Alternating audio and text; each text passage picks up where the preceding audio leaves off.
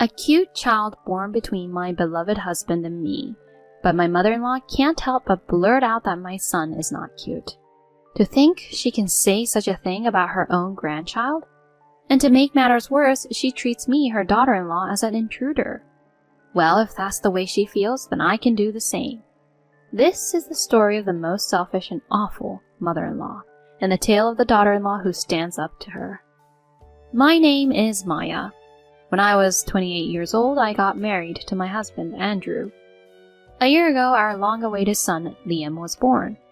Around the time our son turned 6 months old, I also returned to work. I was juggling work and entrusted our child to daycare. Some people might think that it's too early for such things. However, we had a certain situation. My husband's workplace wasn't doing well, and since we got married, his salary gradually decreased. To be honest, I'm currently earning twice as much as he is. We also have a newborn child, but we know that we'll need even more money in the future. With that in mind, I decided to return to work sooner. I never had any complaints about going back to work because I didn't dislike my job in the first place. However, there was someone who didn't approve of my return to work. That person was my husband's mother. My mother-in-law moved in with us 3 months ago, but it seems like she has issues with me. She not only criticized my parenting, but also finds fault with my everyday actions. Putting such young children in daycare? You're unfit as a mother. It's been a tradition for women to stay home and take care of the household, hasn't it? Come on, what era are we living in? She endlessly lectures me with such old-fashioned beliefs.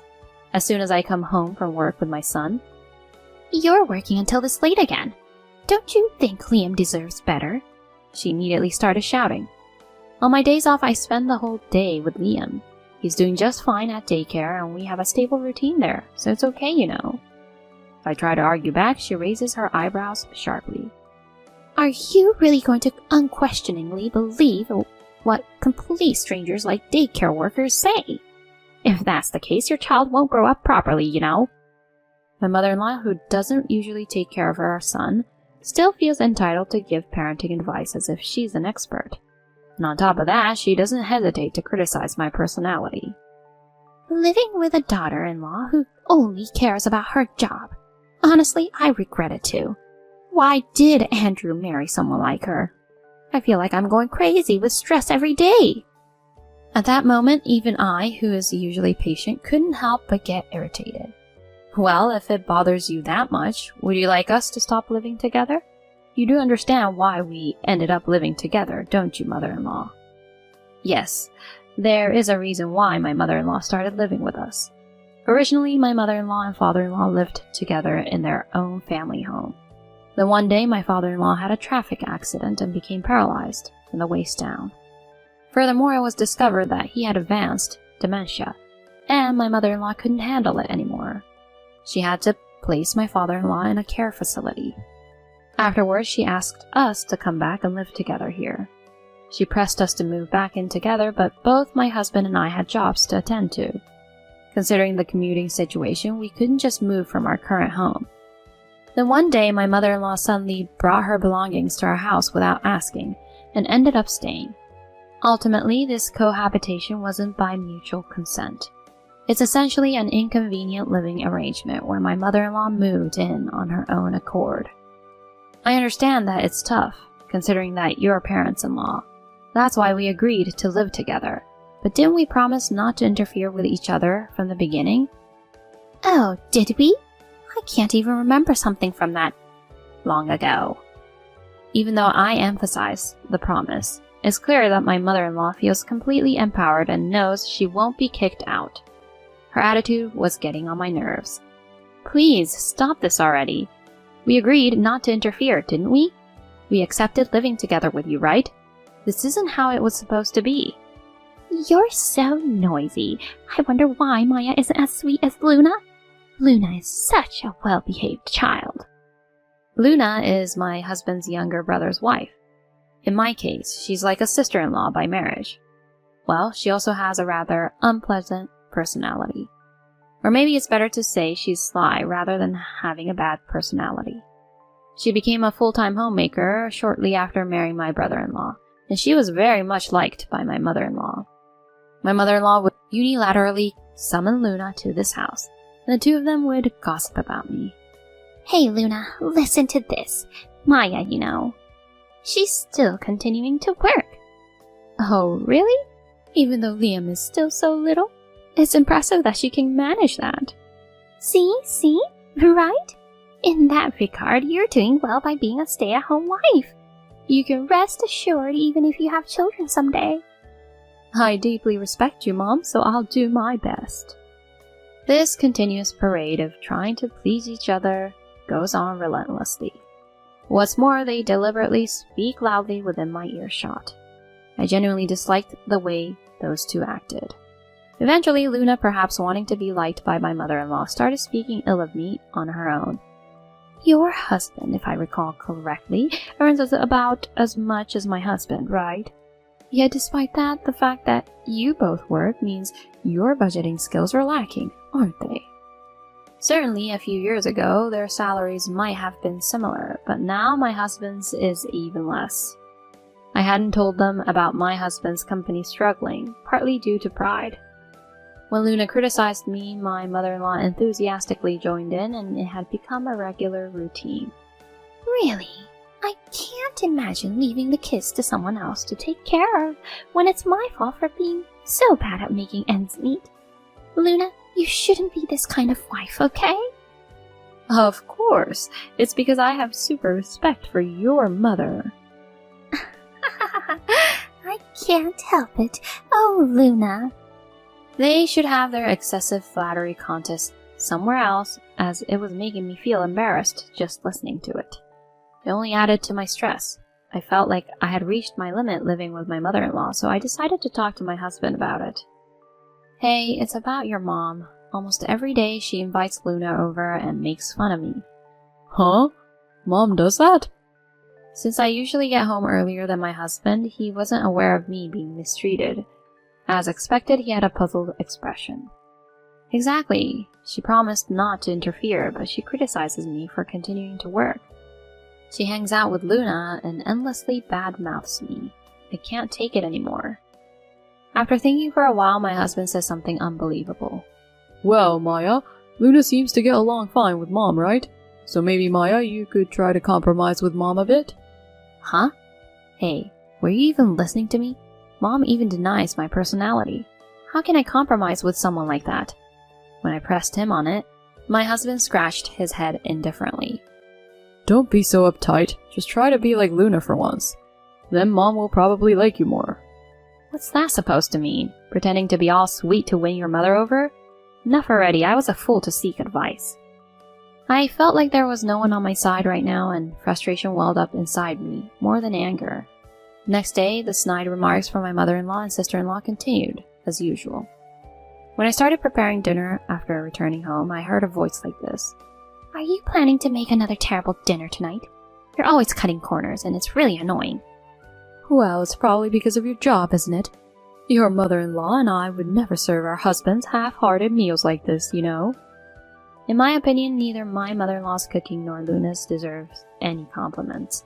My mother-in-law's food is overly seasoned and not that tasty, and even for my sister-in-law, who practically lives with us every day, you'd think her domestic skills would be apparent. While muttering complaints in my heart, I silently continued preparing dinner. When my husband returned home, both my mother-in-law and Luna blatantly changed their attitudes, and neither of them harassed me. Because of this, my husband couldn't trust what I said. Just then, an incident occurred. While I was at work, I received a sudden call from the daycare. After learning the details, I quickly contacted my husband and rushed home. There, I found my mother-in-law and my sobbing son. Hold on, Mom. What exactly are you trying to do? Taking Liam away from daycare without permission? When I yelled, my mother-in-law sighed in exasperation and looked at me with a condescending expression as if mocking me. What are you talking about? I did it for the sake of my grandchild. Daycare is just a waste of money. Child rearing is something a mother should do, isn't it? That's your own selfish belief, isn't it? Even though there are circumstances and I left my child in your care without permission, taking them away without consent is just plain rude. It's practically kidnapping. Huh? Kidnapping? It's my grandchild, for heaven's sake. Whether it's a grandchild or not doesn't matter. You ignored the daycare teacher's objections and took them away on your own, which is no different from kidnapping. At this point, my mother-in-law just shrugged her shoulders. Eventually, she began saying something outrageous. Ha! Nonsense. Neither you nor the grandchild are cute at all. If you have complaints, just leave already. For me, it's one thing, but my grandchild? Not being cute? At that moment, a loud warning bell rang inside me. To think my own grandchild isn't cute, and to say it so casually in front of the grandchild. Living together with someone like this any longer is impossible. I will absolutely not forgive her for belittling my precious son. I absolutely must protect this child. At that moment, my husband returned home and I immediately told him, Andrew, it was your mother who took Liam from daycare. I've reached my limit, Andrew. I can't live with your mother. Then my mother-in-law suddenly started pretending to cry and playing the victim. Listen, Andrew, can you believe Maya treats me like a kidnapper? I was just going to pick up adorable Liam. Don't you think this is terrible? Just picking him up? My mother-in-law's words got me heated up as well. Don't joke around. Earlier you said our child isn't cute, right? Telling me to leave quickly. You can leave. This is our home. Do you plan to act like a good mother only in front of my husband? Andrew, please help me. Maya always harasses me like this. Seeing my mother-in-law crying and pleading with my husband, I couldn't help but find it all absurd. If my husband were to side with this melodramatic act of my mother-in-law, I thought at that moment we would live with just my son and me. That's what I thought. My husband was the first to break the silence. For now, let Maya and me have a conversation. Please go back to your room, Mom. My husband, who always took his mother's side, made this statement, leaving my mother-in-law wide-eyed. What are you saying? This is about Maya, so why don't you listen to me? Is that how it is? After all I've been through? This time it involves Liam as well, so as parents, Maya and I want to have a proper conversation. My mother-in-law wore a consistently dissatisfied expression, but she probably couldn't say anything against her son, so she reluctantly agreed. After that, my husband and I talked for hours about this incident and past issues. We reached a certain conclusion, and a few days later we decided to convey the details to my mother-in-law. Mom, sorry for keeping you waiting. We've finally sorted things out. My husband greeted my mother-in-law with a smile. Seeing that smile, my mother-in-law seemed convinced that my husband had taken her side, and happily began speaking. Is that so? Finally, you're getting away from Maya, right? Without paying any attention to my side of the story, my mother-in-law was delighted. She had called my brother-in-law's family over and started talking about me, as usual, bad-mouthing me endlessly. Oh, it's really great. Today we'll finally be able to say goodbye to Maya. Right, Maya? In response to her question, I answered with a smile, of course. Good, then get out quickly. Take that not-so-cute child who looks just like you with you. From now on, this house will be for me, Andrew, and my other son's family. I'll be living there. Bye! Then my husband, who had been silent until then, suddenly opened his mouth. Shall we go, Maya? Huh? Yes, let's go, Andrew. Huh? Huh? It seemed my mother-in-law couldn't quite comprehend it, repeating, huh? Several times. As my husband and I carried our belongings, we headed towards the front door with our family of 3. At that moment, my mother-in-law called out to us. Wait, Andrew, what on earth is going on? We're going to live together in this house, right? What are you talking about? My husband turned back to my mother-in-law with a cold expression. I'm leaving with Maya. I can't tolerate your delusions any longer. My mother-in-law's body trembled and she slumped to the ground in disbelief. Why? Why are you taking her side? I heard everything from Liam's daycare teacher. How you took Liam away on your own, how you verbally abused the daycare staff, and how you bad-mouthed Maya at the daycare. That's... I never thought my mother could be such a terrible person. I misjudged her. Just surround yourself with people who actually listen to what you say and try to live a good life. With those words, my husband pushed me forward and left the house. My mother-in-law cried until the very end, calling my husband's name. On the way to our new home, my husband apologized to me.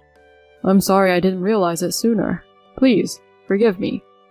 And what are you saying? Just by taking action like this, it's more than enough.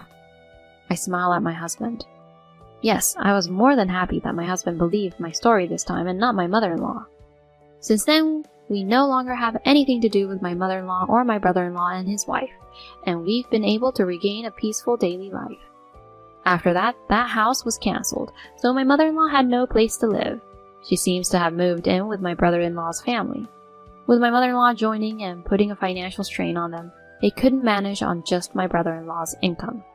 As a result, my sister-in-law had to start working, and now my mother-in-law is all alone at home. There's no one to badmouth anymore, and they don't even have someone to exchange harsh words with. In fact, even with Luna, whom she used to get along with so well, they now have constant arguments. It's because of you that I had to start working, isn't it? Spare me. Huh? Is it my fault? You're in the way, you old hag. Seeing Luna's true nature, it seems even my brother-in-law's feelings cooled off. Now they're in the middle of divorce proceedings. She used to be able to pretend in front of my brother-in-law because she had a lot of time on her hands, but now that she's working, she's getting frustrated more and more. It seems her true colors emerged. Whatever situation they find themselves in, I have no intention of ever having anything to do with my mother-in-law and the others. It's just my husband, my son, and me. We plan to work together to build a happy family from now on.